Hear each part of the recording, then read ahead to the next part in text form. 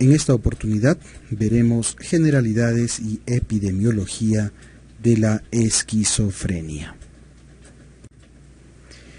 ¿Qué puede hacer ante un paciente que está loco, que ha perdido contacto con la realidad, muestra una actitud beligerante y es incapaz de comprender la razón por la que ni el médico ni el resto del mundo ven las cosas como él las ve?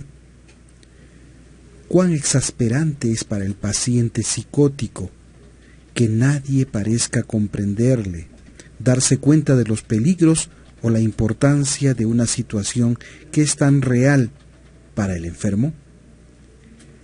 ¿Qué les pasa a los demás? ¿Qué es lo que hace pensar que a él le pasa algo? ¿Por qué los demás no se dan cuenta de que el presentador de la televisión está hablándole directamente a él? Nos preguntamos, ¿es lo mismo esquizofrenia que locura? ¿Qué impresión tiene la colectividad frente al orate, al loco? La enfermedad mental es una enfermedad crónica que tiene sus peculiaridades, como cualquier otra. Sin embargo, hay una diferencia importante con respecto a las demás. Socialmente está muy estigmatizada. Por eso es importante conocerla, porque solo así podremos ayudar tanto a las personas que la padecen como a sus familiares. Bruno es un joven de 26 años con sueños y aspiraciones como cualquier otra persona. Hace deporte, viaja, en fin, una vida normal que comparte con su familia, su novia y sus amigos. Su vida da un giro cuando es contratado en el proyecto para el que había estado preparándose tanto tiempo. La ansiedad, producida por un desbordamiento de trabajo en el laboratorio, y el estrés mal gestionado, desencadenan los primeros síntomas. Bruno comienza a creer que sus compañeros se ríen de él y murmuran a sus espaldas que no vale para nada y que le van a echar. Además, se siente vigilado constantemente y comienza a dormir mal por las noches y a sentirse cada vez más suspicaz e irascible. Su familia y sus amigos no le comprenden, se siente cada vez más solo, por lo que decide aislarse y encerrarse en su habitación con sus miedos, sus pensamientos disparatados y las voces que hay en su cabeza, cada vez más ajena a la realidad.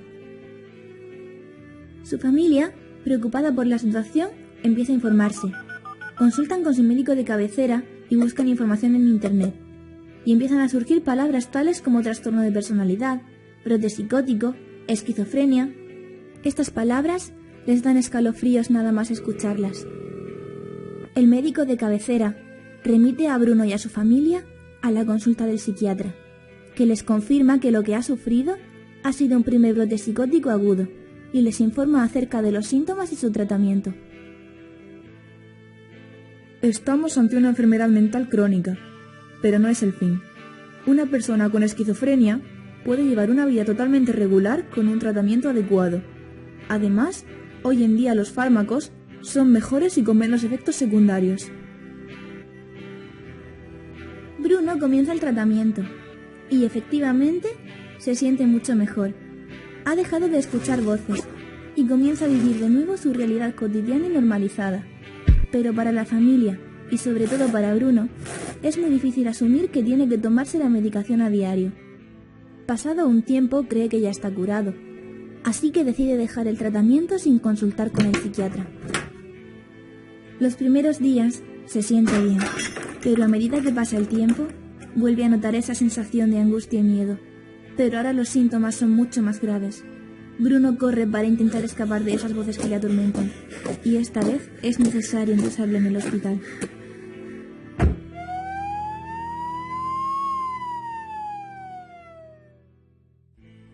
En esta ocasión, el esfuerzo para recuperarse tendrá que ser mucho mayor tanto para él como para su familia, por lo que ahora, aparte de seguir el tratamiento indicado por el psiquiatra, se le deriva a un hospital de día, donde se le enseñará a tomar conciencia de la enfermedad mediante actividades terapéuticas y técnicas especializadas. En el hospital de día os informamos de vuestra enfermedad y la importancia de ser responsables con los tratamientos y las recomendaciones de los médicos, para evitar así nuevos brotes y nuevos ingresos. Bruno ha aprendido que tiene que visitar regularmente al psiquiatra, seguir el tratamiento de manera constante y que no puede abandonarlo cuando quiera. También ha aprendido a no estar solo. Ahora acude a una asociación especializada en la que conoce gente, tiene amigos y le ayudan a volver a normalizar su vida realizando actividades y talleres como el de búsqueda de empleo. Además, en la asociación, su familia ha recibido apoyo y formación sobre la enfermedad, para saber cómo ayudarle en todo momento.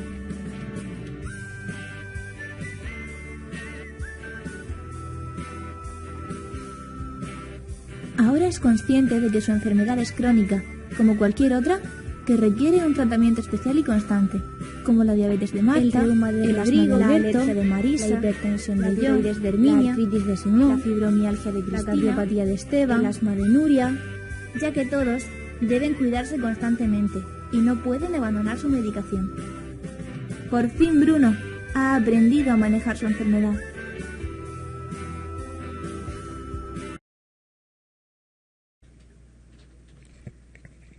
La esquizofrenia está dentro de las patologías psicóticas crónicas.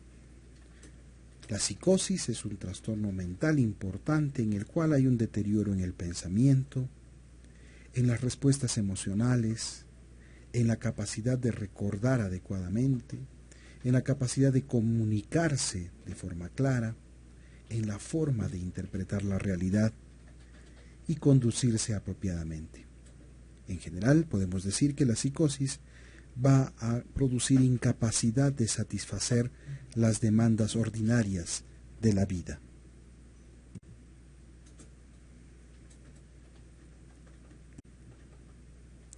¿Qué es esquizofrenia? Es un trastorno, quiere decir una enfermedad mental, que afecta a 1 de cada 100 personas en el mundo. Se manifiesta por múltiples síntomas que van desde ideas, conductas extrañas, hasta el atentar contra la integridad. Dentro de las principales causas de discapacidad está esta enfermedad en el mundo, debido a que disminuye por 10 años la esperanza de vida. Se ha calculado que afecta a 21 millones de personas en todo el mundo, según la Organización Mundial de la Salud. Decimos que es un trastorno o enfermedad porque el origen o causa proviene de la naturaleza del cuerpo, del organismo humano propiamente. Por lo tanto, hay una serie de mitos, creencias populares, que la esquizofrenia es producto de fuerzas sobrenaturales, espíritus, fantasmas, demonios, embrujamientos, hechizos o ciertos brebajes o drogas especiales. Es una enfermedad mental que afecta las funciones propias de la mente, la capacidad de razonar, la capacidad de sentir adecuadamente, de los deseos de hacer las cosas, de experimentar emociones. Dependen del correcto funcionamiento químico y eléctrico del cerebro y cuando éste se afecta, produce la enfermedad.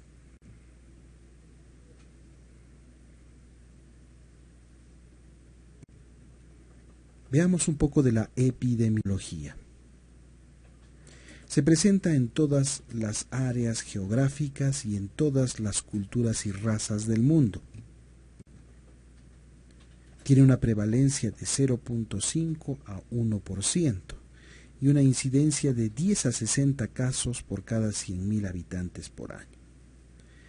Para una población de 1 millón de habitantes, como la región del Cusco, esperamos tener 10.000 esquizofrénicos. La edad de inicio difiere según el sexo. Así se ha visto que en los varones inicia entre los 15 y 25 años en promedio, mientras que en las mujeres inicia entre los 25 y 35 años. En varones la evolución tiende a ser más tórpida que en las mujeres. Se muestra un curso más benigno y de mejor respuesta al tratamiento en el caso de esquizofrenia en mujeres.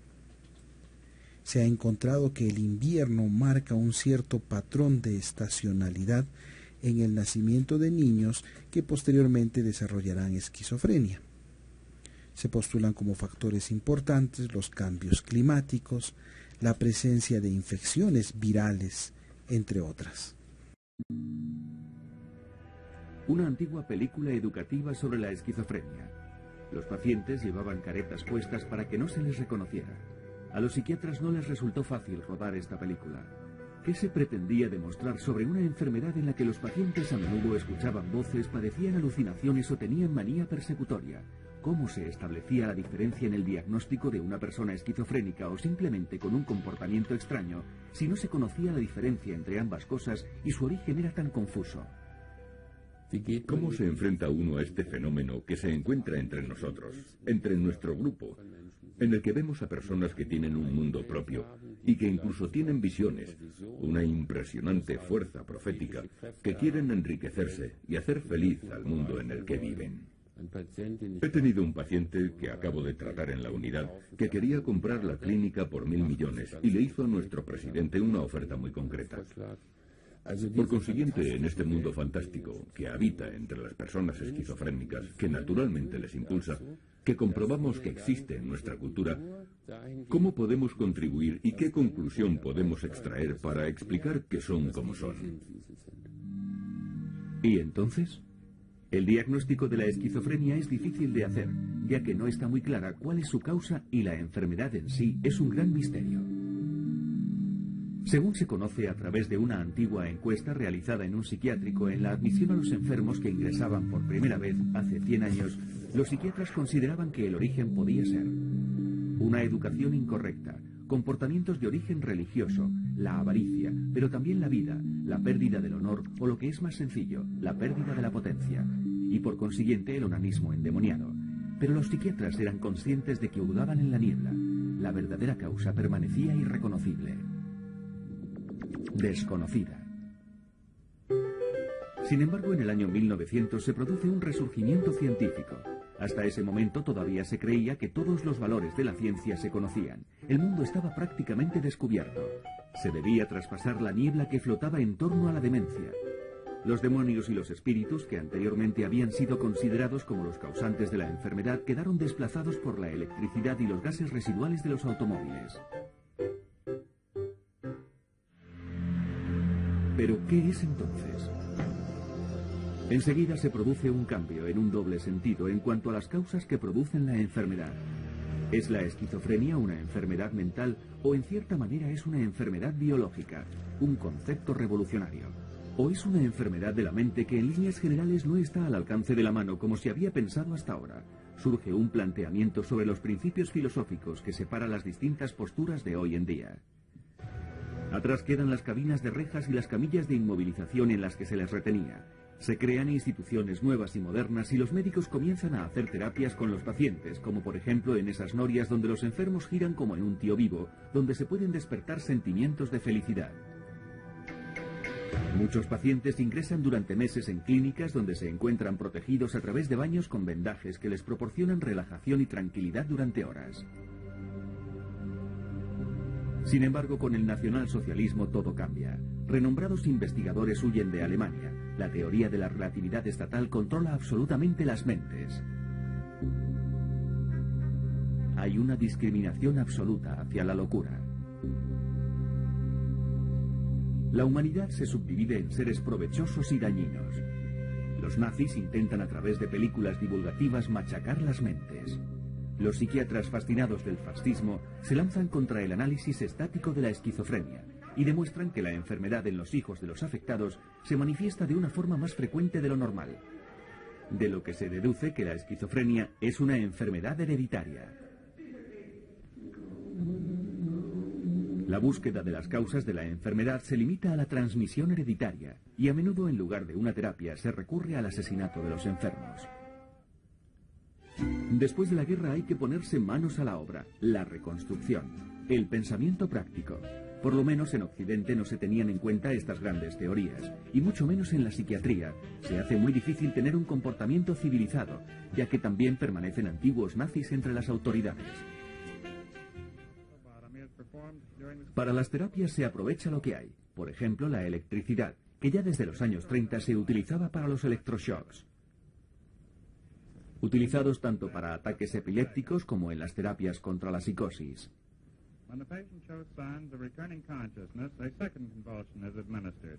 También los electroshocks se utilizaban parcialmente para los preparativos y a continuación las operaciones de cerebro, las lobotomías.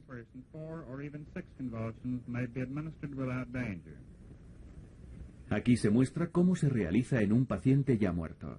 Una película educativa para psiquiatras realizada por el propio inventor de la lobotomía, el Dr. Walter Freeman de Washington. La tapa frontal se separa del resto del cerebro. El doctor destaca lo fácil y rápida que resulta hacer esta operación. Solo se necesita habilidad artesanal y un piolet, que se introducirá hasta el cerebro a través de los ojos.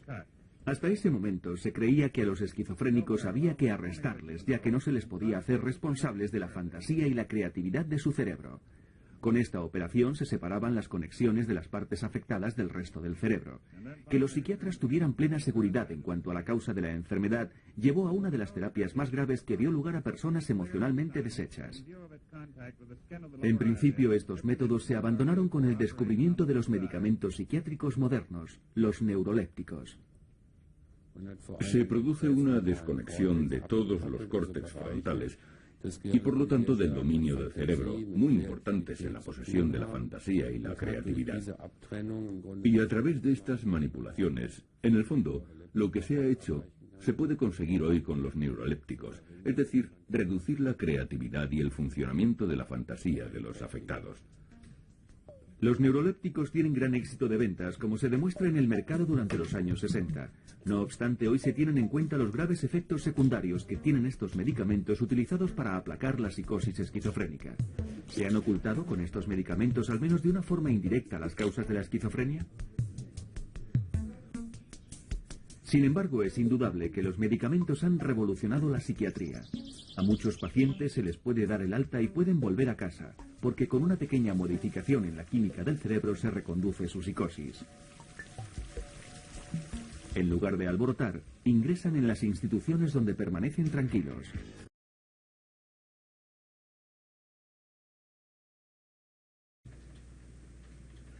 Algunas conclusiones que debemos rescatar. La esquizofrenia es un trastorno mental grave que afecta a más de 21 millones de personas en todo el mundo, 1% de la población aproximadamente. La esquizofrenia se caracteriza por una distorsión del pensamiento, las percepciones, las emociones, el lenguaje, la conciencia de sí mismo y la conducta. Algunas de las experiencias más frecuentes son las alucinaciones, el oír voces o ver cosas inexistentes, y los delirios, las creencias erróneas y persistentes. En todo el mundo la esquizofrenia se asocia a una discapacidad considerable y puede afectar al desempeño educativo y laboral de los que la padecen.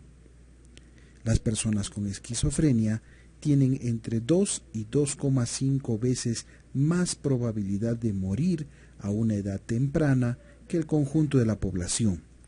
Esto se debe, por lo general, a las enfermedades físicas, como enfermedades cardiovasculares, metabólicas e infecciosas que padecen estos enfermos.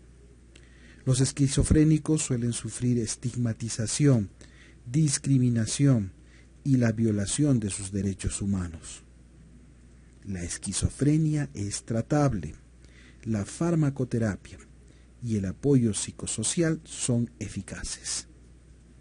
La facilitación de la vivienda asistida, las subvenciones para la vivienda y las ayudas para la reinserción laboral son medidas eficaces de apoyo a las personas que padecen esquizofrenia. Esto ha sido las generalidades y epidemiología de la esquizofrenia.